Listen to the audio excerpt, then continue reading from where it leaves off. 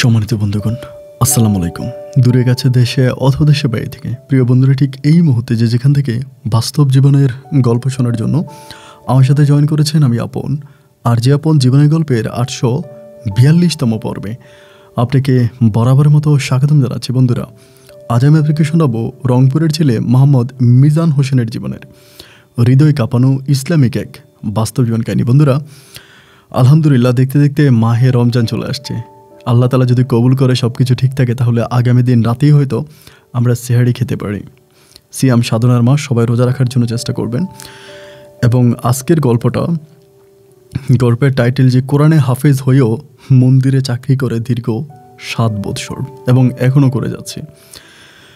বন্ধুরা, আমার নানু বাড়ির পাশেই একটা মাদ্রাসা আছে, মানে মাদ্রাসা বলতে যেখান থেকে কোরআনে হাফেজ তৈরি হয়, হাফিজিয়া মাদ্রাসা। নাম হচ্ছে বাসপুর হাফিজিয়া মাদ্রাসা। তো সেই মাদ্রাসাটার মধ্যে আমি খুব ছোটোবেলায় নানু বাড়িতে ছিলাম বেশিরভাগ সময়। তো নানু বাড়িতে থাকলে সকালবেলা একদম ভোরে মাদ্রাসার ওই বাচ্চারা খেলা করার জন্য বের হইতো। আমার থেকেও সবাই অনেক বড়ই ছিল, অনেক সিনিয়র ছিল। তো ভোরে একদম শীতের মাখা সকালে ওদের সাথে খেলতে যেতাম। ওদের সাথে মাদ্রাসায় যে ঈদগাহ ছিল, ঈদগাহের মধ্যে খেলাধুলা করতাম। অনেক ভালো সম্পর্ক, অনেক ভালো সময় কাটতো। এখানে ইউসুফ ছিল, সুফিয়ান ছিল, তারপরে রাসেল ভাই ছিল, এরকম অনেকগুলো মানুষ ছিল যারা মাদ্রাসায় পড়াশোনা করতো। ভীষণ দুঃখজনক ব্যাপার হচ্ছে মাদ্রাসা থেকে পড়ে তারা প্রায় প্রত্যেকেই কোরআনে হাফেজ হয়েছে, কিন্তু তাদের বেশিরভাগই বর্তমান সময়ে কেউ রিক্সা চালাচ্ছে, কেউ অটো গাড়ি চালাচ্ছে, এবং কেউ দিনমজুরে কাজ করছে। যার ভিতরে কোরআন আছে, যার ভিতরে কোরআন বসবাস করে, সেই মানুষটা আমাদের এই সমাজে অবহেলিত। আপনি ভীষণ দুঃখজনক একটা বাস্তব সত্য কথা বলে খেয়াল করে দেখবেন, আমাদের এই সমাজে সবচেয়ে কম বেতনে চাকরি করে মসজিদের ইমামরা। ইমাম মানি নেতা, অথচ ওই নেতার বেতনই সবচেয়ে কম। একটা দফতরি একটা যে সিএনজি চালায়, অটো চালায়, রিক্সা চালায়, তার চেয়েও আরও অনেক কম টাকা ইনকাম করে একটা মসজিদের ইমাম। তার বেতন এত কম, শুনলে অবাক হয়ে যাবেন। 3,000, 4,000, 5,000 টাকার উপরে ইমামের বেতন হয় না। যেখানে নেতারই কোনো মূল্যায়ন থাকে না, সেখানে দেশ চলবে কেমন করে? তাই তো আমাদের এই সমাজের আজ বেহাল অবস্থা। বন্ধুরা, এই নিয়ে কথা না বাড়াই আপনাদেরকে অনুরোধ করবো আপনারা গল্পটা শুনবেন। গল্পটা সত্যি এক হৃদয় কাঁপানো বাস্তব জীবনের গল্প। ইসলামিকে বাস্তব গল্পটা শুরু থেকে শেষ পর্যন্ত শোনার পর আমাদের রংপুরের ভাই মিজানকে ঠিক আপনার মতো করে একটা মন্তব্য কমেন্ট বক্সে লিখবেন। ধন্যবাদ সবাইকে। সম্মানিত বন্ধুগণ, আসসালামু আলাইকুম। আমার নাম মোহাম্মদ মিজান, আমার বাড়ি রংপুর। বন্ধুরা, আমি আমার জীবনের গল্পটা শুরু করার শুরুতে আপনাদেরকে আমার পরিবারের ব্যাপারে জানিয়ে রাখি। আমার পরিবারে আমি আছি, আমার বাবা আছে, মা আছে, তাছাড়া রয়েছে আমার বড় একটা বোন সহ বড় 3টা ভাই। আমরা টোটাল 4 ভাই 1 বোন। আমাদের পরিবারটা রংপুর শহর থেকে অনেক দূরে কোনো এক প্রত্যন্ত গ্রামের এক নিম্ন মধ্যবিত্ত পরিবার। আমার বাবা পেশায় একজন ডাক্তার। অনেকের মনে প্রশ্ন জাগতে পারে যে ডাক্তার হওয়ার পরে আমাদের পরিবারটা কেন নিম্ন মধ্যবিত্ত হয়ে আছে। আসলে আমার বাবা তেমন কোনো বড় MBBS ডাক্তার না। আমার বাবা মূলত একজন গাছের ডাক্তার। গাছের ডাক্তার বললে হয়তো অনেকের কাছে খারাপ লাগে, বা অনেকেই হয়তো এটার মনে প্রশ্ন রাখতে পারে যে গাছের ডাক্তার কীভাবে। আমার বাবা ছোটোবেলা থেকে বই অনেক পড়াশোনা করতো, এবং আমার দাদাও একইভাবে বিভিন্ন গাছগাছালি থেকে অনেক ধরনের ঔষধ তৈরি করতো, এবং এরকম গাছগাছালি দিয়ে ঔষধ তৈরি করে বিভিন্ন বাজারে আমার বাবা এই ওষুধগুলোকে বিক্রি করতো। এবং বেশিরভাগই ওষুধগুলো ছিল মানুষের শারীরিক দুর্বলতা, যৌন দুর্বলতা যাদের ছিল তাদেরকে আমার আব্বা ওষুধ সেবন করাইতো, এবং এগুলো বিভিন্ন গাছগাছালি থেকে আমার আব্বা নিয়ে যেত। গাছগাছালির রস ছেঁচে তারপর ওইটা থেকে রসা বের করে দেন, ওই রসাটাকে বোতলে ভরে আমার বাবা বিভিন্ন বাজারে গিয়ে তখন ক্যাম্পাসের মতো এই ওষুধগুলো বিক্রি করতো। এটাই ছিল আমার বাবার পেশা। এবং ছোটোবেলা থেকে দেখে আসছে আমার বাবা এই প্রফেশনটা করে আমাদের পরিবারটাকে চালাচ্ছে। তো বড় 3টা ভাই আছে এবং বড় একটা বোন আছে। আমার বয়স অনেক কম। ঠিক ওই মুহূর্তে আমার বড় বোনটার বিয়ে হয়ে যায়, এবং বড় বোনের বিয়ে হয়ে যাওয়ার পরে বড় যে 3টা ভাই ছিল তারা তখন সবাই অনেক ভালো ছিল। আমার একেবারে বড় যে ভাইটা তিনি মাদ্রাসায় পড়াশোনা করতো, এবং বাকি 2টা ভাই তখন স্কুলে পড়াশোনা করতো। আমি সবার ছোট ছিলাম, এবং ছোট থাকার কারণে আমি যথেষ্ট পরিমাণের দুষ্টুমি করতাম। এত বেশি দুষ্টুমি করতাম যে আমার দুষ্টুমির কারণে আমার মা শান্তি পাইত না। প্রতিদিনই প্রায় আমার নামে 2-1টা বিচার আসতো আমার আম্মার কাছে, এবং আমার আম্মার কাছে মানুষ নালিশ দিত। আমি মানুষের অনেক ক্ষতি করতাম। এবং এমন করে আমার শৈশবের দিনগুলো কাটতে থাকে। আমি যেহেতু এত পরিমাণে দুষ্টুমি করি, এত শয়তানি করি, একটা পর্যায়ে আমাদের আশেপাশের মানুষগুলো বলে যে বাচ্চারা বেশি দুষ্টুমি করে ওদেরকে মাদ্রাসায় পড়াও। মাদ্রাসায় পড়াইলে বাচ্চারা বেশি দুষ্টুমি করে, তার মানে তাদের সাথে শয়তান আছে, এবং মাদ্রাসায় পড়ালে ওই শয়তানগুলো থাকে না, দেন বাচ্চারা ভালো হয়ে যায়। এই কথা বলে আমাদের এলাকার অনেক বৃদ্ধ মহিলারা আমার আম্মাকে পরামর্শ দিল যে একটা কাজ করো, তোমার ওই ছোটো ছেলেটাকে মাদ্রাসায় ভর্তি করায় দাও এবং কোনো একটা কোরআনে হাফিজিয়া মাদ্রাসায় ভর্তি করাও, এখানে থেকে ও পড়াশোনা করলে ভালো করতে পারবে, কোরআনে হাফেজ হবে, দিনের কাজ করবে, ইসলামের কাজ করবে, এটা তো অনেক ভালো। এবং আমার তখন এই বিষয়টা নিয়ে আমার আব্বুর সাথে আলোচনা করে। আব্বুর সাথে আলোচনা করার পরে আব্বু এক কথায় আমার আম্মুকে বলে দেয়, ভালোই তো, তাহলে ওকে মাদ্রাসায় ভর্তি করাও, যেহেতু আমার একেবারে ছোটো ছেলে এবং ছোটো ছেলে হইলে যে মাদ্রাসায় পড়াশোনা করলে ভালো করতে পারবে, ওরা মাদ্রাসায় ভর্তি করায় দাও। আমার আম্মু তখন আমাকে মাদ্রাসায় ভর্তি করাবে এবং মাদ্রাসায় ভর্তি করানোর জন্য বিভিন্ন জায়গায় কথা বলতেছে যে কোথায় ভর্তি করানো যায়। এইভাবে কথাবার্তা বলতে বলতে একটা মাদ্রাসা আমার আম্মু তখন আমাকে ভর্তি করাবে, ওখানে কথাবার্তা হয়, ফাইনালি কথাবার্তা হয় এবং কথাবার্তা হওয়ার পরে প্রতি মাসে ওখানে 1000 টাকা করে দিতে হবে। আমি ভর্তি হব এবং সেখানে খাওয়া দাওয়া বাবদ, পড়াশোনা বাবদ 1000 টাকা করে প্রতি মাসে দিতে হবে। এবং যখন 1000 টাকা করে দিতে হবে এই কথা বলছে, আমার আম্মু তখন আব্বুর সাথে আলোচনা করলো। আব্বু তখন এক কথা আমার আম্মুকে বলে দিল যে না, 1000 টাকা করে আমি যদি এক ছেলের পিছনে দিই তাহলে আমার 4টা ছেলের পিছনে আমার 4000 টাকা দেওয়া লাগবে, এটা হবে না, এটা আমি দিতে পারবো না। আমার আব্বু ডিরেক্টলি আমার আম্মুকে মানা করে দেয়। মানা করে দেওয়ার পর আমার আম্মু বলে, দেখেন আমার আম্মু কিন্তু হাতের কাজ করতো, হাতে অনেক ধরনের বিছনা বিছুইন, তারপরে পাটি, শীতল পাটি, এটা আম্মু বানাইতো। তো আমার আম্মু বলে, তো আপনার 1000 টাকা দেওয়া লাগবে না, আপনি মাসে 500 টাকা দিয়েন এবং আমি আমার হাতের জিনিসগুলো বিক্রি করে আমি মাসে 500 টাকা দিব, দুজনে 500 1000 টাকা করে দিলে ও মাদ্রাসায় পড়াশোনা করবে এবং মাদ্রাসায় পড়াশোনা করে আলহামদুলিল্লাহ একটা সময় হয়তো কোরআনে হাফেজ হবে এবং ও কোরআনে হাফেজ হইতে পারলে আমাদের কবরের কাছে গিয়ে হাত তুলে আল্লাহর কাছে আমাদের নাজাত চাইবে এবং আমাদের জন্য দোয়া করবে, এটা অনেক ভালো হবে। এই কথা আমার মা আমার আব্বাকে বলে। আব্বাকে বললে পরে আব্বু তখন বললো, ঠিক আছে, তুমি যদি এরকম করেই বলতেছো তাহলে তুমি 500 দিবে, আমি 500 দিব। অ্যান্ড আব্বা আমার 500 1000 টাকা দিয়ে আমাকে তখন আমাদের এলাকা থেকে মোটামুটি অনেক দূরে একটা মাদ্রাসায় ভর্তি করানো হয়। আমি তখন ওই মাদ্রাসায় গিয়ে ভর্তি হই। হঠাৎ করে অনেক দুষ্ট প্রকৃতির একটা ছেলে, মাদ্রাসায় চলে আসলাম এবং মাদ্রাসায় আসার পর আর অতটা দুষ্টমি করতে পারি না। ওখানে 2জন হুজুর থাকে, তারা 24 ঘন্টা অনেক পাহারার মধ্যে রাখে, 19 থেকে 20 হলে খুব মারে এবং মানে এত মারে বলার মতো না, কুকুরের মতো পিটায়। তা হুজুরের ভয়ে একদিন যদিও একটু দুষ্টমি করছিলাম, বাট যখন দেখছি হুজুর এমনি পিটায় আমি একেবারে তারের মতো সোজা হয়ে গেছি।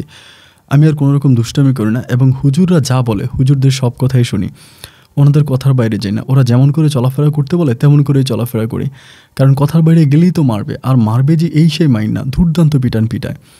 এই ভয়ে তখন কি করলাম, ওই হুজুরের কথা মতোই চলাফেরা করতেছি, হুজুরে যেমনি পড়ে এমনি পড়তেছি। তো এই জায়গাটাই মানে মাদ্রাসাটা এমন একটা জায়গা ছিল, মাদ্রাসার এক পাশে ছিল হিন্দু বাড়ি, মানে হিন্দু অনেক বাড়ি ছিল, হিন্দু মন্দির ছিল, শ্মশান ঘাট ছিল, মানে অনেক কিছু ছিল হিন্দুদের। এবং হিন্দু বাড়ির ওই পাশে কেনই মাদ্রাসাটা করা হয়েছে এটা আল্লাহ ভালো জানে। এবং ওই মাদ্রাসা আমি তখন পড়াশোনা করতাম, অনেক ছোট কিন্তু আমি, মানে মাদ্রাসায় পড়তেছি একটা সময় মাদ্রাসায় পড়াশোনা করে আলহামদুলিল্লাহ আমি ওখান থেকে কোরআনে হাফেজ হই। এবং আমার আম্মু প্রতি মাসে খুব কষ্ট করে আমাকে টাকা দিত এবং আমি বলে বোঝাতে পারবো না।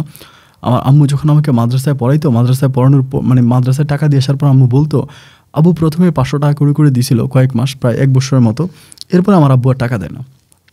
আব্বু বলে আব্বুর ইনকাম হয় না, আগের মতো ইনকাম ভালো হয় না, দেন আব্বু টাকা দিতে পারবে না। আব্বু তখন টাকা দেয় না, দেন আম্মু তখন একে আমাকে টাকা দিত এবং টাকা দিত। আম্মু আমাকে হুজুরের কাছে টাকাটা দিয়া আমার হাতটা দেখাইতো। তো যারা শীতল পাটি বানায় দেখবেন, তো বেত দিয়ে শীতল পাটি বানাইতে কিন্তু হাতের মধ্যে দাগ পড়ে যায়। আমার আম্মার পুরো হাতের মধ্যে এরকম দাগ হয়ে গেছে। আমার আম্মু বলে, কত যে কষ্ট করতেছি এটা উপরে আল্লাহ ছাড়া কেউ জানে না। বাবা রে, তুই একটু মনোযোগ দিয়ে পড়াশোনা করিস, দুষ্টামি করিস না বাবা, একটু মনোযোগ দিয়ে পড়াশোনা করিস, যদি পড়াশোনা করিস তা মায়ের এই কষ্টটা কাজে লাগবে। আমি 5টা 7টা পাটি বিক্রি করলে 1000 টাকা পাই এবং 5টা 7টা পাটি বানাইতে যে আমার কত কষ্ট হয় আমার আল্লাহ ছাড়া কেউ জানে না। বাবারে ভালা, তুই মনোযোগ দিয়ে পড়াশোনা করিস। তা আম্মুর কথা মতো আমি তখন পড়াশোনা করতাম। আলহামদুলিল্লাহ পড়াশোনা করতে করতে একটা পর্যায়ে আমি মাদ্রাসা থেকে কোরআনে হাফেজ হই এবং কোরআনে হাফেজ হওয়ার পরে যে মাদ্রাসা থেকে আমি কোরআনে হাফেজ হই, দেন ওই মাদ্রাসায় আমি তখন শিক্ষকতাও করি। শিক্ষকতা করি বলতে আসলে বিষয়টা এরকম না যে আমি সেখানে শিক্ষকতা করি, আসলে আমার তো হুজুর আছে ওখানে, তো আলেম আছেই, তো ওই হুজুরের পাশাপাশি সহকারী হুজুর হিসাবে আমি তখন ওখানে চাকরি করি। মুয়াজ্জিন হিসাবে আজান দিই, মসজিদে একামত দিই, মসজিদ পরিষ্কার করি এবং বাচ্চাদেরকে কোরআন পড়াই, এটাই করি। আমার বয়স তখন মোটামুটি অনেক বড় হয়ে গেছে, আমি 18-19 বছরের কাছাকাছি তখন বড় হয়ে গেছে, অনেক বড়।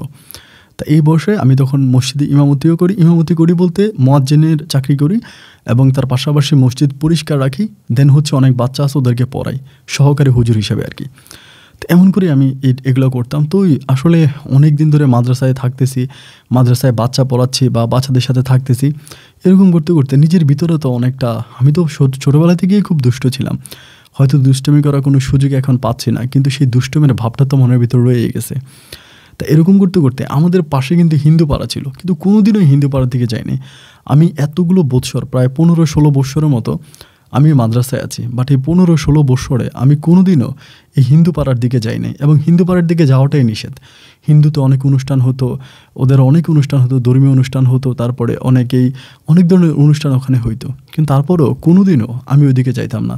আমি না, শুধু আমাদের মাদ্রাসার কোনো বাচ্চাকে ওইদিকে যাওয়াটা অ্যালাউ ছিল না, মানে কাউকেই যাইতে দিত না।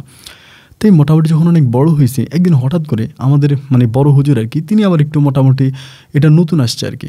আগে যে হুজুরটা ছিল তিনি চলে গেছে, একজন নতুন হুজুর আসছে। তো আমরা ওনার ডিজে হুজুর বলতাম।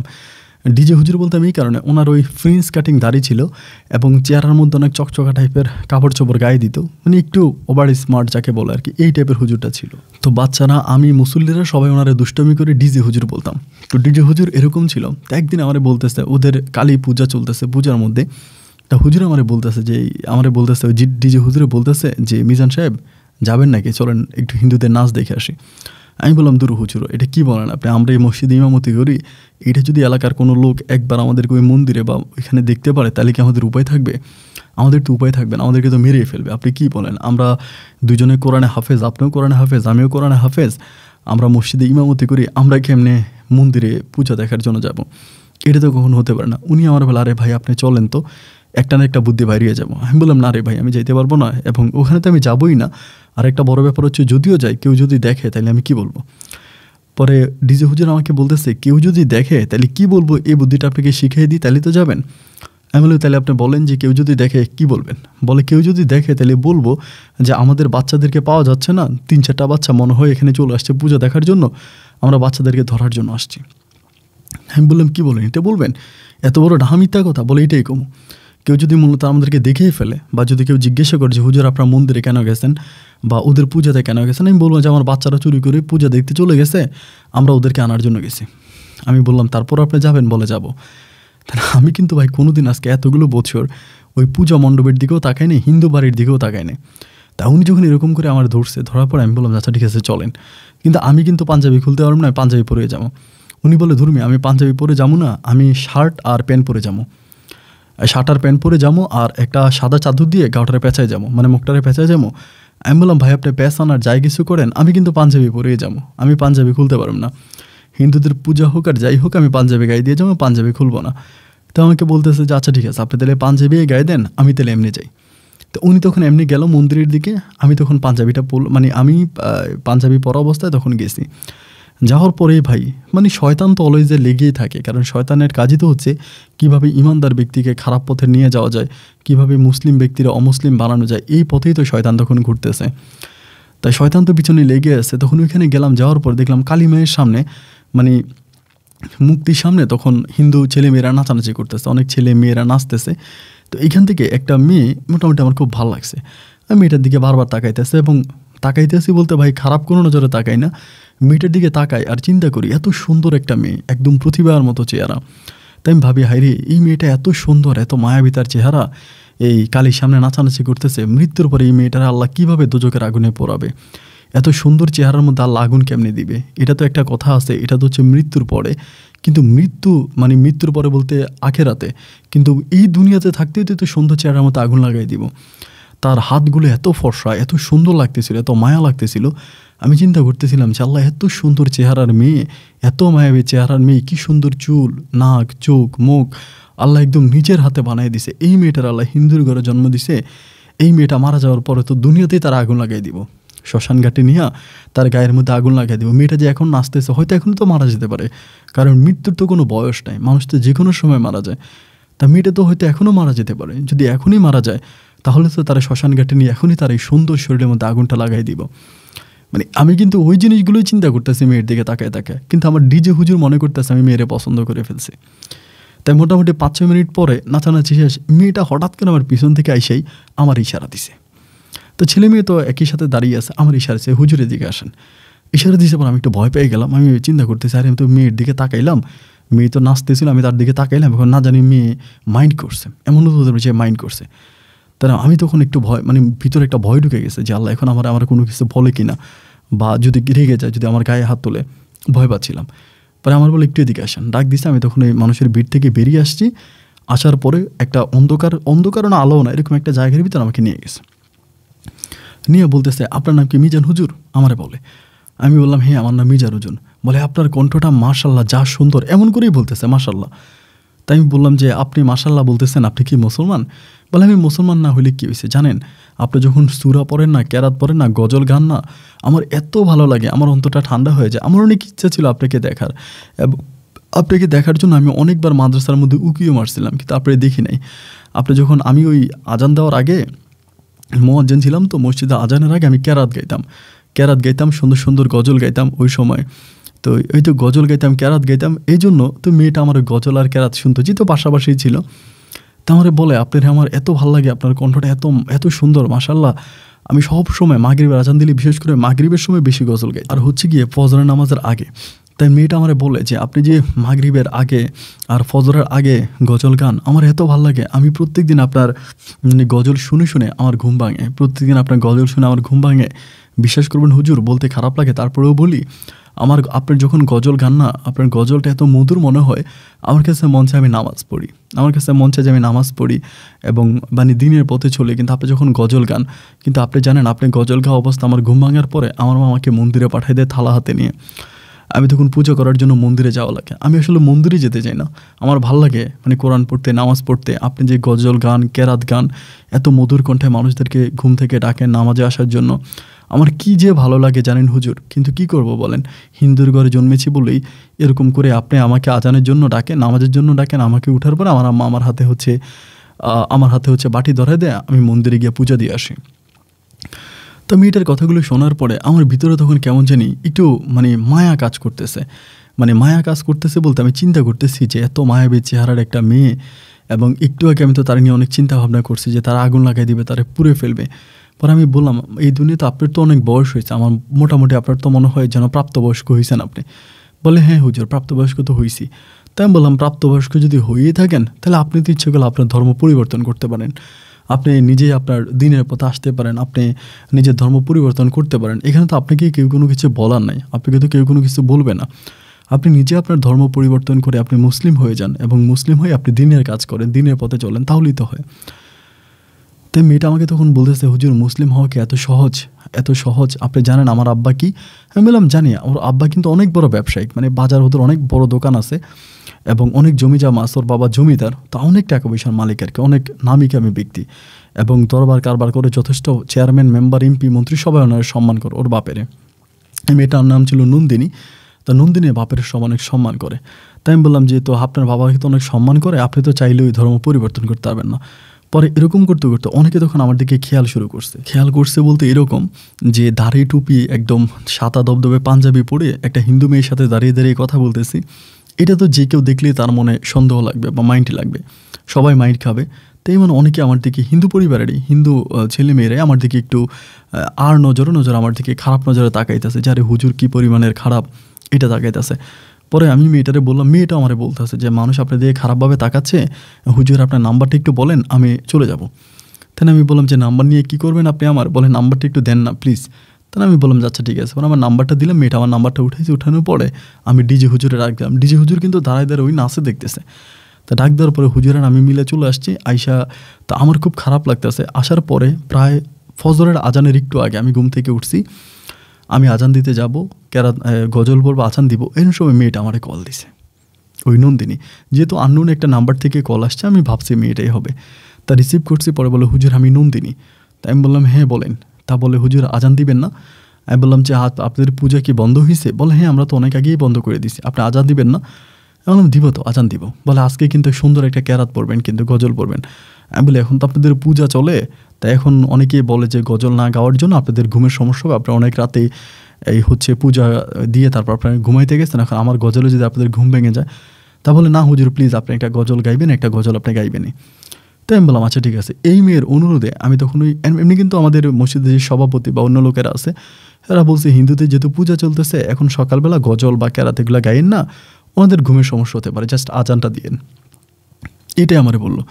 তা ওই মেয়ে যখন অনুরোধ করলো নন্দিনী, আমি তখন ওই একটা কেরাত গাইলাম এবং কেরাত গাওয়ার পরে নামাজটা বললাম। নামাজ পড়া শেষ হওয়া মাত্রই আমাদের মসজিদের যিনি সভাপতি ছিল ইনি একটু রেগে গেছে আমার উপরে।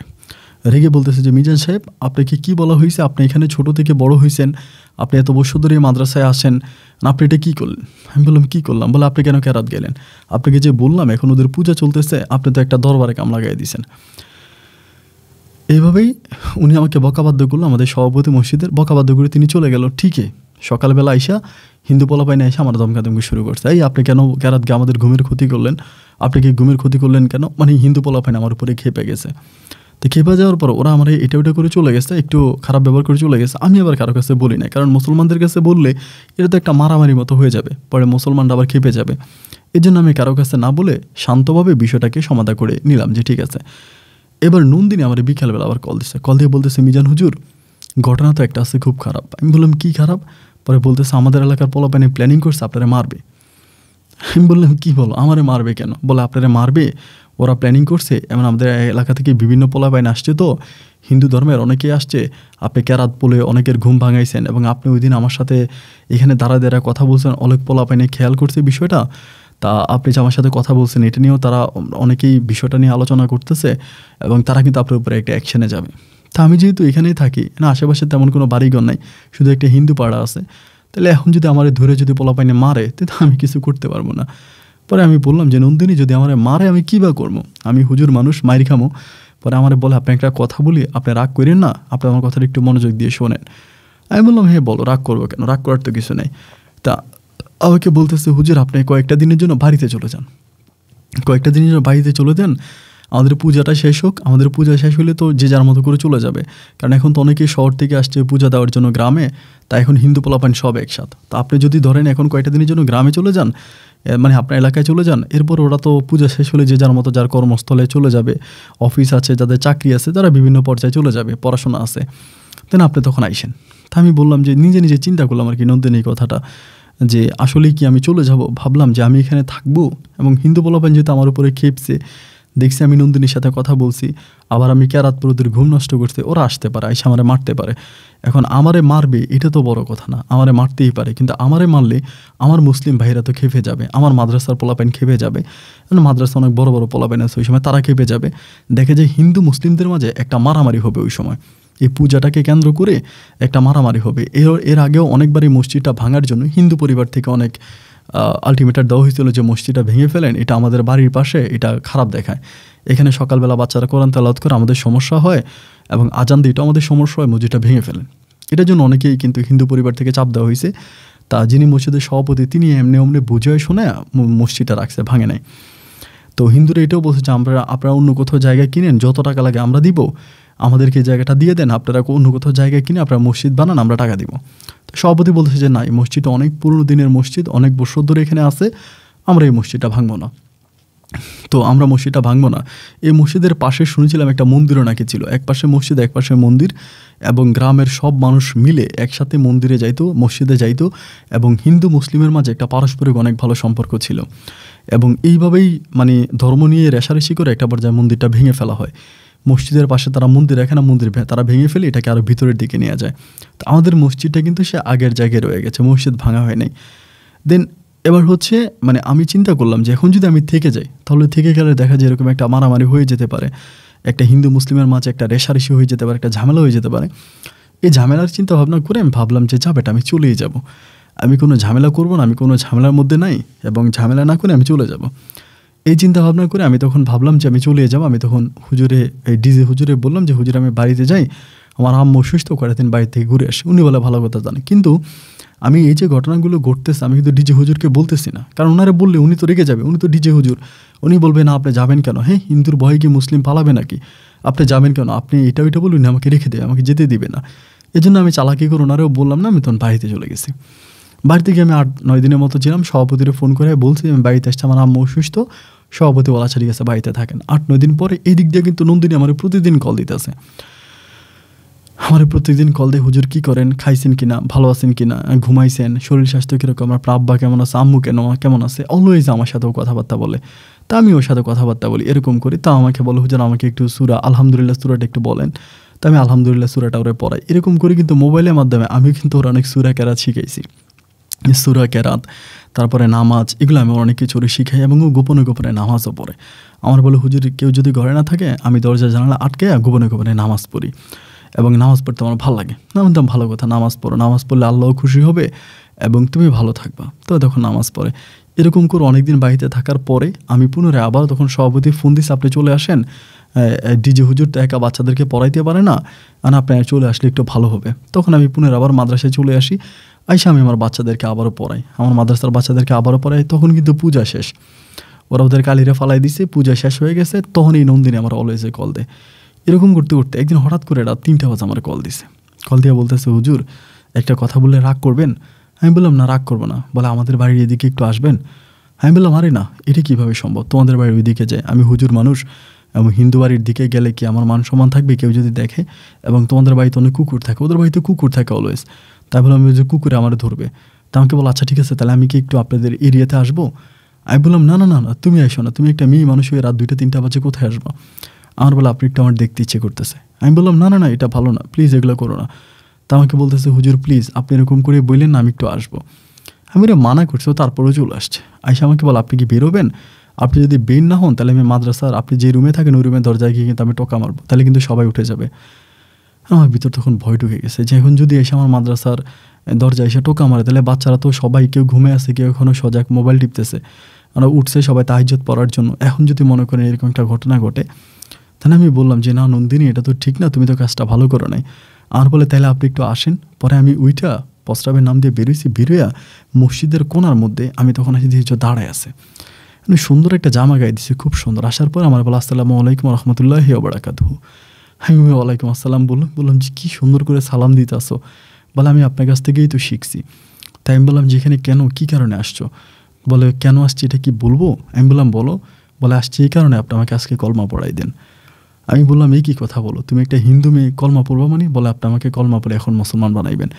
আপনি সবসময় অনেকদিন আপনি ওয়াজে বলেন, বা আমি তো অনেকদিন দিনের আলোচনা করতাম, মাহফিলটা হলে সময় মানে কোরআন কিতাবের কথাবার্তা বলতাম। তো বলে আপনার মুখে শুনেছিলাম যে শেষ রাতে নাকি আল্লাহ তাআলা প্রথম আসমানে থাকে। তো আল্লাহ যদি এখন প্রথম আসমানে থাকে তাহলে আপনি আমাকে এখন কলমা পড়ে আমার মুসলমান বানাই দেন, আল্লাহ প্রথম আসমানে আছে, আল্লাহ শুনবে।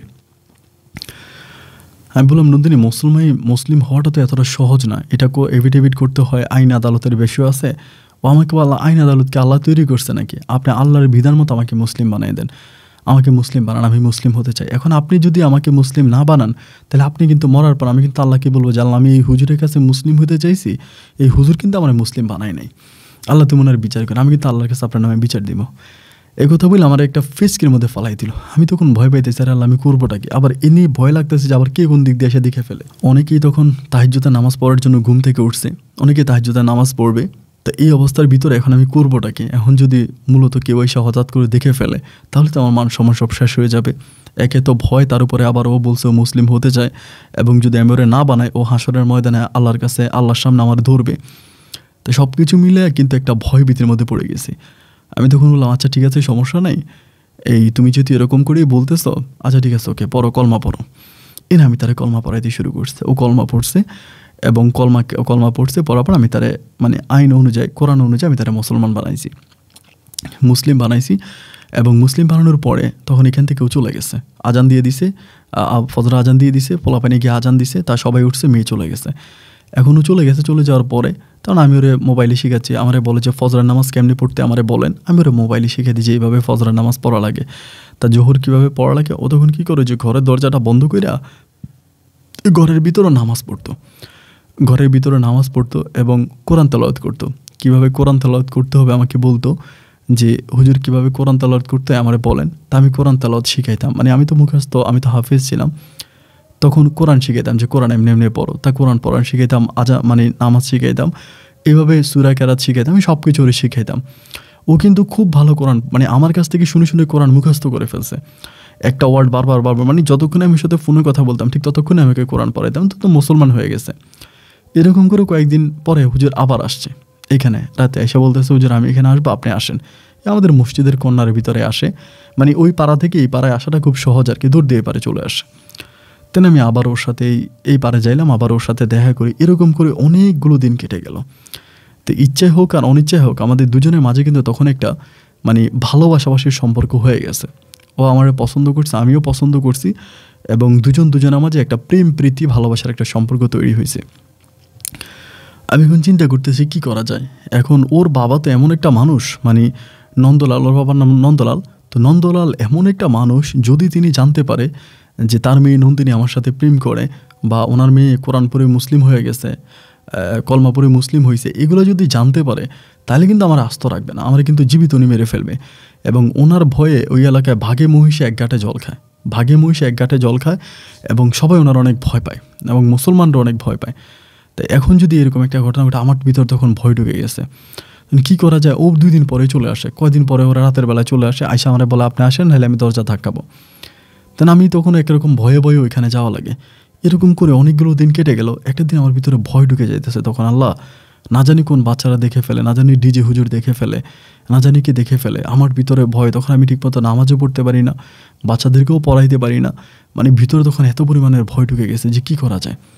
এবার আমি আস্তে ডিজে হুজুরের সাথে একদিন আলোচনা করছি, যেহেতু হুজুরের আমি একসাথেই থাকি, এবং হুজুরের প্রতি আমার একটা বিশ্বাস আসছে যে না, হুজুর আমার ক্ষতি করবে না, তিনি করলে আমার উপকারী করবে, আমার ক্ষতি করবে না। হুজুরের উপর আমার বিশ্বাসটা জন্ম হলো। জন্মানোর পরে আমি তখন ডিজে হুজুরে বললাম যে হুজুর এই ঘটনা, আমি আপনার বিস্তারিত বলি যে এমন এমন ঘটনা, আমি তো এরকম বিপদে পড়ছি, এখন আমি কী করব।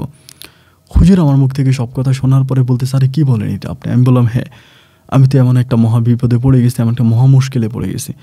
আমার তখন বলতেছে আপনি তো একটা মহা ঝামেলা পাকাবেন, নন্দলাল তো মানুষ ভালো না, এবং তারে আমি যতটুকু জানি, সে যদি কোনোভাবেই জানতে পারে যে তার মেয়ে নন্দিনী আপনার সাথে প্রেম করে বা সে মুসলিম হয়ে গেছে, তাহলে তো মনে করেন সেই মসজিদ তো ভাঙবে, বাচ্চা সবগুলার একটা ধরে জবাই দিব। আপনি একটা কাজ করেন, আপনার সময় আছে, আপনি এখান থেকে পালাইয়া যান। আমি বললাম পালাইয়া কই যাব? পরে আপনি পালাইয়া চলে যান, আপনি মসজিদে চাকরি করেন না, আমি আপনার আরেকটা মসজিদে চাকরির ব্যবস্থা করে দিই, আপনি সেই মসজিদে চলে যান, প্রয়োজন ওখানে গিয়ে ইমামতি করেন, তারপরে এখান থেকে চলে যান। কারণ এখান থেকে না গেলে শুধু আপনার জন্য সবগুলো বাচ্চা মারা যাবে, বাচ্চাও মারা যাবে, আমিও মারা যাব, মসজিদটাও ভাঙা যাবে, এবং প্রাচীন এই মসজিদটা থাকবে না। আপনি মসজিদের দিকে তাকায় হলে আপনি এখান থেকে চলে যান। তানি এরকম করে তখন ডিজে হুজুর আমার জন্য অনেক দূরে, আরও 3-4টা গ্রামের পরে একটা নতুন মসজিদ বানাইছে ওইখানে, নতুন মসজিদ তৈরি করছে। ওই মসজিদে যখন ডিজে হুজুর আমার একটা চাকরি লয়ে দিছে যে ওইখানে আপনার চাকরি দিলাম, আপনি ভাই ওইখানে চলে যান। তা আমাকে যখন ওই ডিজে হুজুর ওইখানে চাকরি দিল, আমি তখন ওইখানে চলে গেছি। এবার নন্দিনী আসে রাতের বেলা, এসে আমাকে ফোন দেয় যে হুজুর বের হন। আমি বললাম যে দেখো আমি ওখান থেকে চলে আসছি, আমি এখন অমুক জায়গায় আছি। তাই শোনার পরও খুব কষ্ট পায়, মানে অনেক কষ্ট পায়, কান্নাকাটি করে যে আপনি এটা কেন করলেন, আমাকে কেন বলে গেলেন না, আমাকে তো অ্যাটলিস্ট বলে যেতে পারতেন, আমাকে বললেন না কেন, আমি তো আপনার হাতে মুসলিম হয়েছি, আপনার কথাবার্তা শুনতেছি, এখন আপনি এটা কেন করলেন, আমাকে বললেন না কেন? তাই আমি বললাম যে দেখো আসলে তোমাকে বলার সুযোগ পাই না, আমি ডিজে হুজুরকে জানাইছিলাম, এই ডিজে হুজুর আমার অনেক ভয় লাগাই দিছে, আমি ডিজে হুজুরের কাছ থেকে অনেক ভয় পাইছি, এবং ভয় পাই আমি ওখান থেকে পালাই একরকম মানে ভাইগে চলে আসছি। ও আমাকে বলতেছে এই কাজটা আপনি ভালো করেন নাই, আমি আপনাকে অনেক বিশ্বাস করছিলাম, আপনি আমার বিশ্বাসের অমর্যাদা করছেন, আপনি এটা অনেক খারাপ করছেন। মানে আমার উপরে ও একটু রেগে গেছে আর কি, মানে খুব রেগে মেগে কথাবার্তা বলতেছে। তা আমি ওরও বুঝালাম যে রাগ করো না, এখন আমার তো কিছু করার ছিল না, আমি একরকম মানে বাধ্য হয়ে আমি এই কাজটা করছি, এখন মাফ করে দাও। ওর কাছে ক্ষমা চাওয়ার পরে বলা ঠিক আছে, কিন্তু ও খুব ইমোশনাল, কান্নাকাটি করে। এরকম করে প্রায় 6-7 মাসের মতো আমি থাকি। তো ওর সাথে আমার মাঝে মাঝে দেখা হয়, ও দেখা করার জন্য এখানে একটা বাজার আছে, ওই বাজারে আসে। তো বাজারে আসলে ওর সাথে আমার দেখা হয়, ও আবার মানে করে মানে আপনার ব্যাগে করে বোরকা নিয়ে আসতো, ওর কাছে কিন্তু বোরকা আছে, আমি কিনে দিছিলাম বোরকাটা। তো ব্যাগে করে বোরকা নিয়ে আসতো, আইসা বোরকা পইরা এরপর আমার কাছে আসতো, আমার সাথে দেখা করে যাওয়ার সময় আবার বোরকা খুইলা ব্যাগের মধ্যে ঢুকে আবার যাইতো। তো এরকম করে বাড়ি থেকে বেরোয়ার সময় 3 পিস পরে বেরোতো, রাস্তায় এসে বোরকা পরতো, আবার মনে করেন বাড়িতে ঢুকার আগে বোরকাটা ব্যাগের মধ্যে ঢুকে তারপর বাড়িতে ঢুকতো। তো এমন অবস্থার ভিতরে এখন ও আমাকে বলতেছে যে হুজুর আপনি আমারে বিয়ে করেন, আমারে বলে যে আপনি আমারে বিয়ে করেন, আমার পরিবার কিন্তু আমাকে বিয়ে দিয়ে দিবে। এখন আমি কিন্তু মুসলমান, আমি দিনের কাজ করি, নামাজ পড়ি, রোজা রাখি, আমি কিভাবে একটা হিন্দু ছেলেকে বিয়ে করবো? আমি তো একটা হিন্দু ছেলেকে বিয়ে করতে পারবো না, আপনি আমাকে বিয়ে করে মুসলিম বানান। আমি বললাম যে দেখো আমি তোমারে কীভাবে মুসলিম বানাবো, এখন মানে এটা কিভাবে সম্ভব, আমি তোমার মুসলিম কীভাবে বানাবো? আমারে বলে যে না, আপনি আমাকে মুসলিম বানাইতেই হবে, আপনি আমাকে মুসলিম বানান, আপনি আমাকে বিয়ে করেন, আমি যেহেতু মুসলিম হয়ে গেছি আমি আপনার সংসার করব। তখন আমি বললাম যে এটা যদি কোনো দিন তোমার আব্বু জানতে পারে তাহলে তুমি কি বুঝতে পারো যে আমাদের ওই মসজিদটাও ভেঙে দেবে। ও তখন খুব কান্নাকাটি করে একটা সময়কে ফোন দিয়ে বলে আমি কিন্তু ফাঁসি দিব, বিষ খাবো এবং আমি আত্মহত্যা করবো, আমি কিন্তু নিজের জীবন নিজে শেষ করে দিব, আমি কিন্তু নিজের জীবন নিজে শেষ করে দিব। এই কথা বইলা ওর বিয়ে মোটামুটি ওর বাবা এক জায়গায় নাকি ঠিক করে ফেলছে, বিয়ের কথাবার্তা প্রায় ফাইনালের পথে, কথাবার্তা প্রায় ফুল অ্যান্ড ফাইনাল হয়ে গেছে। তেন ও কান্নাকাটি করতেছে যে আপনি আমার বিয়ে করেন, আপনি আমার নিয়ে যান, এগুলো করতেছে। এমন এরকম পাগলামি করতে করতে একটা পর্যায়ে তখন করছে কি বাড়ি থেকে বেরিয়ে চলে আসছে রাতের বেলায় বেরিয়ে রাস্তায় চলে আসছে যে আমি কিন্তু রাস্তার মধ্যে ফাঁসি দিব, আমি গাড়ির নিচে পড়ে মরে যাবো, আপনি আমার নিয়ে যান, আমার পরিবার আমার বিয়ে ঠিক করে ফেলছে, আমাকে বিয়ে দিয়ে দিবে। তখন রে ভাই এমন একটা বিপদে পড়ে গেলাম। একে তো আমার হাতেও কোনো তেমন টাকা পয়সা নাই, তারপরে মসজিদে ইমামতি করি। তাহলে এই রাতের বেলায় আমি বললাম যে তুমি অমুক জায়গায় এসে দাঁড়াও, আমি সাইকেল নিয়ে আসতেছি। আমি তখন রাতের প্রায় 12টা-1টার মতো বাজে, আমি সাইকেল ছেলে ওইখানে গেছি। ওইখানে একটা গাছ আছে অনেক বড় কাঠ গাছ, ওই কাঠ গাছের নিচেও দাঁড়ায় আছে। আমি গিয়া বললাম যে এটা তুমি কী করলা, বাড়ি থেকে এভাবে পালাইয়া চলে আসলে, এটা কি তুমি ঠিক করলা? আমাকে বলে কালকে আমার বিয়ের কথাবার্তা ফাইনাল হয়ে যাইতো এবং আমাকে বিয়ে দিয়ে দিত, আমার পালিয়ে আসা ছাড়া কোনো উপায় ছিল না। তাই আমি বললাম যে তুমি যে পালিয়ে আসলে এখন আমি তোমার কই লয়ে যাবো, তোমার কোথায় নিয়ে যাবো? ও আমার বলে আপনি আমাকে জাহান্নামে নিয়ে যান, প্রয়োজন আপনি আমাকে জাহান্নামে নিয়ে যান, আমার মাইরে ফেলেন, কিন্তু তারপর আপনি আমার হাতটা ছাইরেন না। আমি কোনো অমুসলিম ছেলেকে বিয়ে করতে পারবো না, কোনো হিন্দু ছেলেকে বিয়ে করতে পারবো না, আমার দ্বারা এটা সম্ভব না। আপনি দুটা পায়ে ধরে আপনি আমাকে নিয়ে যান কোথাও। ভাই এবার সাইকেলটার ওই জায়গার ভিতরে রাইখা, মানে সাইকেলটার ওইখানে রেখে দিয়েছে, কারণ সাইকেল নিয়ে তার হবে না, তারই নিয়ে এবার ওই যে জমিন যে আছে না, মাঠ আর কি, মানে মাঠের মধ্যখান দিয়া হাঁটা শুরু করছে আপনার মানুষের ধান খেতে। ওই সময় ধান গাছগুলো বড় বড় হয়েছে, ধান পাকার মৌসুম আর কি, ধান পাকবে, ওই সময়টাতে ধান ক্ষেতের মধ্যে দিয়ে ওরে আমি হাঁটতেছি। ও ভিজে গেছে, আমিও ভিজে গেছি, ধান ক্ষেত দিয়ে হাইটা অনেক কষ্টের পরে আমার ওই মসজিদের এরিয়াতে আসছি রাতের বেলায়। মসজিদের এরিয়াতে আইসা তো মানে মূলত ইমামরা যে ওইখানে তো কোনো মোয়াজ্জেন নাই, আমি মোয়াজ্জেন। তা আমার রুমে কিন্তু কেউ ঢুকে না, আমার রুমে কিন্তু কেউ আসে না। আমি তখন রুমের দরজাটা খুইলা ওরে আমি রুমের ভিতরে ঢুকাইছি। ঢুকে বললাম নন্দিনী তুমি এখানে থাকো, আমি দেখি কী করা যায়। ওরে আমি তো আল্লাহ করতেছি, কী করবো, ওরা এখানে আইনে লুকাইছি। পরে ওর মোবাইল ফোন টোন সব বন্ধ করে দিছি যাতে ওর বাবা ওরে খুঁজে না পায়। মোবাইল আমি নিয়ে নিয়েছি, নিয়ে মোবাইল বন্ধ করে দিছি, মোবাইল আমি আমার ডয়ারে তালা মেরে দিছি। পরে এরকম করতে করতে ফজর আজান দিল, আমি তখন গোসলটা করছি মসজিদে, এই কী বলে এই মসজিদের পুকুরে গোসলটা করছি। গোসলটা কইরা আমি তখন গিয়া ফজর আজানটা দিলাম। ফজর আজান দেওয়ার পরে আমি মানুষ আসছে, আমি নামাজটা পড়াইলাম। নামাজ পড়ানোর পরে তখন রুমে আসছি। এর মাঝে কিন্তু বাচ্চারা আসবে মসজিদে পড়ার জন্য। সকালবেলা অনেক বাচ্চারা আসে, বাড়ির অনেক বাচ্চারা আসে, এলাকার অনেক বাচ্চারা আসে, তখন তারা ওইখানে পড়বে আর কি, কোরআন পড়বে। ওরা তখন দল বেঁধে আসতেছে। আমি নন্দিনীরে বললাম যে নন্দিনী তোমার যা লাগে, এখন মসজিদের ভিতরে তো ভাই আর বাথরুম নেই, বাথরুম তো বাইরে, পসরা পায়খানা তো বাইরে। আমি বললাম তুমি কিন্তু পসরা পায়খানা করতে পারবো না, সারাদিনে তোমার এই ঘরের ভিতরে বন্দি থাকা লাগবো। ও আমার বলো আচ্ছা ঠিক আছে আমি বন্দি থাকবো, কোনো সমস্যা নাই, আপনি কোনো চিন্তা করেন না, আপনি জান আপনি বাচ্চা পড়াই আসেন, কারণ আপনি যদি বাচ্চা পড়াইতে না যান হুট করে যে কেউ আপনার ঘরে চলে আসতে পারে। তাহলে কী করলাম, ওরে আমি রুমের মধ্যে তালা মাইরা আমি তখন আবারও গেলাম বাচ্চা পড়াইতে মাদ্রাসায়। গিয়া বাচ্চা পড়াইলাম, পড়ায় 8টা বাজে বাচ্চাদেরকে ছুটি দিলাম, বাচ্চাদেরকে 8টা বাজে ছুটি দেওয়ার পরে আবার রুমে আসলাম। আসার পরে দেখি যে ও বসে আছে। পরে আমি বললাম আমার তো খাবার আইনে দিব দুপুরে, তুমি গোসলটা কেমনে করবা? পরে আমি বালতি দিয়া পানি না এই ঘরের মধ্যে ওরে গোসল করাইছি, মানে ঘর ভিজে গেছে পুরা, কী আর করবো, তো গোসল করাইতে হবে। গোসল করানোর পরে দুপুরের কাছাকাছি হঠাৎ করে বলতেছে আমি বাথরুমে যাবো। বাথরুমে আমি কেমনে পাঠাই ভাই, আমি ওরে বাথরুমে কীভাবে নিয়ে যাব? কারণ ওরে মসজিদ আমার রুম থেকে বের করলেই তো যে কেউ দেখে ফেলতে পারে, কারণ ওইটা মাঠের যার পাশে মানুষ হাঁটাচলা করে, যে কেউ তো দেখে ফেলতে পারে। দেখলে কি আর আমার উপায় থাকবে? এত ভয় পেয়ে গেছি। পরে আমি একটা মানে প্লাস্টিক নিয়ে আসছি, আসলে লজ্জার কথা কি বলবো, প্লাস্টিকে পায়খানা করছে।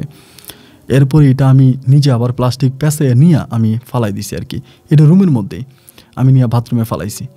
ফালানোর পরে এখন আমি ডিজি হুজুরে ফোন দিলাম যে হুজুর অবস্থা কি? হুজুর তখন বলতেছে যে এলাকার অবস্থা খুব খারাপ, ওর বাপে চারদিকে সিআইডি লাগাই দিছে, ওরে পাওয়া যাইতেছে না, এমনি অ্যাম্বুলের মতো চলে আসছে আমার কাছে। বলে যেখানেই নিছেন, যে জায়গায় নিছেন ওরে ভালো রাখেন, কোন জায়গায় আছে? আমি কিন্তু আবার ডিজি হুজুরে বলি না যে আমি আমার যেখানে আপনি আমার চাকরি দিয়েছেন ওইখানে আমি ওরে লুকিয়ে রাখছি। এটা বলে তো ডিজি হুজুর আমার সাথে গরম হয়ে যাবে যে আপনি এখানে লুকাইছেন কেন, এখানে তো যে কোনো সময় আপনি ধরা খেয়ে যাবেন। আমি হুজুরও ভয় আর বলি নাই, না বইলা ওইখানে ওরা আটকায় রাখছি। আটকায় রাখিয়া তাহলে এভাবে 3 দিন, একদিন দিন না 3টে দিন আটকে রাখছি। এখন একটা মেয়ের এভাবে কয়দিন আটকে রাখা যায়? পায়খানাও রুমের ভিতরে, যদিও বাথরুম নাই, ওইখানেই পায়খানা করতেছে, প্লাস্টিকের মধ্যে প্রস্রাব করতেছে, প্লাস্টিকের মধ্যে গোসলও করতেছে এটার ভিতরে। তা ওই আমার যে খাবার দেয় বাড়ি থেকে, মানুষ তো আমাকে বাড়ি থেকে খাবার পাঠাইতো, ওই টিফিন ক্যারি করে খাবার আনলে অর্ধেক আমি খেতেছি, অর্ধেক করে খাওয়াইতে আসি। এভাবে 3-4 দিনের মতো থাকলাম। থাকার পর আমি চিন্তা করলাম যে কী করা যায়। ওরে এবার ঘরের মধ্যে তালা মেরে আমি তখন বাড়িতে গেছি, যে যাই হোক আমি কিন্তু আমার মারে অনেক ভালোবাসি, তা মার লোকে আলোচনা করি। আমার বড় ভাইরা কিন্তু সবাই বিয়ে করে ফেলছে, বড় আপুরও বিয়ে হয়ে গেছে, সবাই বিয়ে করে ফেলছে।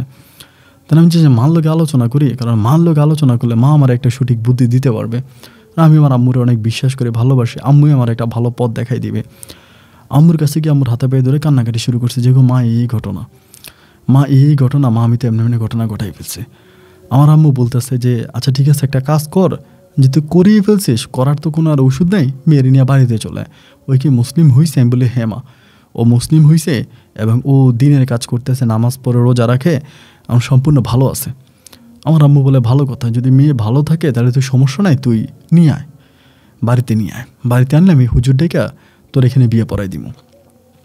আমি এই কথা বললো পরে আমি তখন কী করলাম, এই পর্যন্ত কিন্তু ভাই আমি জানি অনেকে হয়তো বিশ্বাস করবে না, ও আমার রুমে থাকতেছে 3 দিন 4 দিন, আমার মাঝে হয়তো শারীরিক সম্পর্ক হয়েছে, একটা বারে কিন্তু এই ধরনের কোনো সম্পর্ক হয় নাই, এবং ও করতে চাইলেও কিন্তু আমি করি নাই।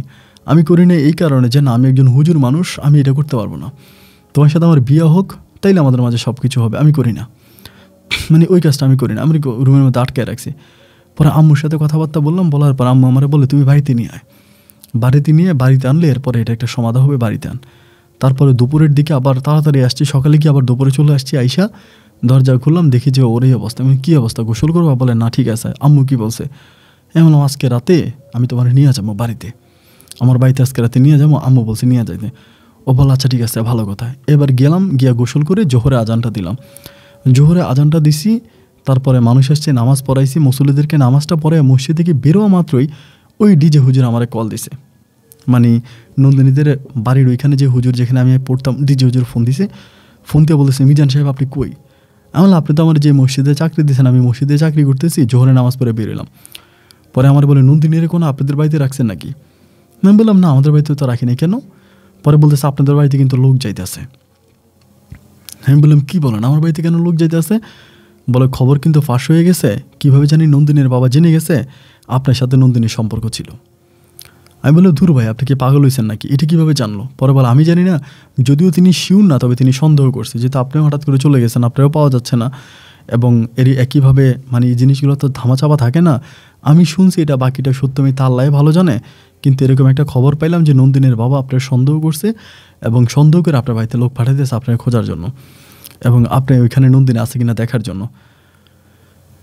আল্লাহ আকবার। এটা শোনার পরে তো আমার গলা তখন শুকিয়ে গেছে। এবার আমি কি করব? আমি তো ভাবছিলাম যে আজকে রাতে নন্দিনীরা আমাদের বাড়িতে নিয়ে যাব, এবং এটাই আম্মুর সাথে কথাবার্তা হলো যে আম্মু আমার বলতে রাতের বেলায় নিয়ে আয়, আইলে আমার বাড়িতে থাকবা, আমার বাড়িতে থাইকে সব কিছু হইব, এটা নিয়ে আর কোনো টেনশনের দরকার না, বাড়িতে নিয়ে আয়। তো এখন যেহেতু এই কথা শুনলাম যে এরকম একটা ঘটনা ঘটে গেছে, তাই না, আমি এখন আর বাড়িতে নিতে পারবো না। বাড়িতে নিব কীভাবে? বাড়িতে তো আর আমার পক্ষে নেওয়া সম্ভব না। পরে আইসা নন্দিনীর বললাম যে নন্দিনী ঘটনা তো খারাপ, এই ঘটনা আমাকে ডিজি হুজুর কল দিছে, কল দিয়ে আমার বলতেছে তোমার বাড়িতে না নিয়ে যাওয়ার জন্য। ওই তখন আবার কান্নাকাটি করতেছে, এখন কী করবা? আমার আব্বার কারণে তো আমি শান্তি পাবো না, আব্বু তো তোমাকে মেরে ফেলবে পাইলে, আমার আব্বু তো মাথা গরম মানুষ, মাথা খারাপ মানুষ, আল্লাহ জানে কি জানে কি। আমি তখন উল্টা নন্দিনীর সাহস দিতেছি, তুমি ভয় পাইও না, তুমি নিজের উপরে ভরসা রাখো, ইনশাআল্লাহ আল্লাহ তাআলা তো আমাদের পক্ষে আছে, আমরা তো খারাপ কিছু করি না, আল্লাহ অবশ্যই আমাদের সহায়ক হবে। পরে খবর পাইলাম এবং ঠিকই বাড়িতে গেছে। আমার মামারে ফোন দিছে আসরের নামাজের সময়, কল দিয়ে আমারে বলতেছে মিজান রে, এরকম কয়েকজন লোক আসছে, তাদেরকে দেখে তো আমার মুসলিম মনে হইলো না, তাদেরকে হিন্দু মনে হইলো, তারা এসে ধরে খোঁজ করে গেছে, এবং তুই কোথায় চাকরি করো সেটা জিজ্ঞেস করছে। তাই আমি বললাম তুমি কি বলছো? আমার মা বলে না আমি বলি নাই। তো এই কথা বললাম, আমি বললাম মা এখন তো আর ওইদিকে নেওয়া যাবে না, তুমি চিন্তা করো না, তুমি এখানে থাকো। বাইরে ওই রাতটা কাটলো। পরের দিনে সকালবেলা ভোরে আমার ওই এরিয়া থেকে এই নন্দিনীর বাবার লোকজন আমার মসজিদে, কীভাবে এখানে আমি চাকরি করে খবর পাইলো আল্লাহ ভালো জানে, আইসা আমার ঘরের দরজা আমরা ডাকতেছে যে মিজান হুজুর আসেন, দরজাটা খোলেন। ওই সময় কিন্তু নন্দিনী আমার রুমে। যখন ডাক দিছে এই নন্দিনী আমার বলতে তোমাকে এটা আমার কাকার গলা। আমি বললাম কী বলো? বলে হ্যাঁ এটা আমার কাকার গলা, গলাটা আমার কাকার। ফিসির করেও আমারে বলতেছে। বাইরে আমার কলিজায় তখন পানি নেই। আমি তখন বলি আল্লাহ রে এখন কী হবে? যদি দরজাটা খুইলা দেখে যে নন্দিনী আমার ঘরে, তাহলে তো বাবারে আমারে তো আর আস্ত রাখবে না, আমাকে মারবে কাটবে যাই করবে। আমি আমার মৃত্যুকে ভয় পাই না, মুসলিম হিসাবে যেহেতু জন্মাইছি মরা তো লাগবে, মরে যাব।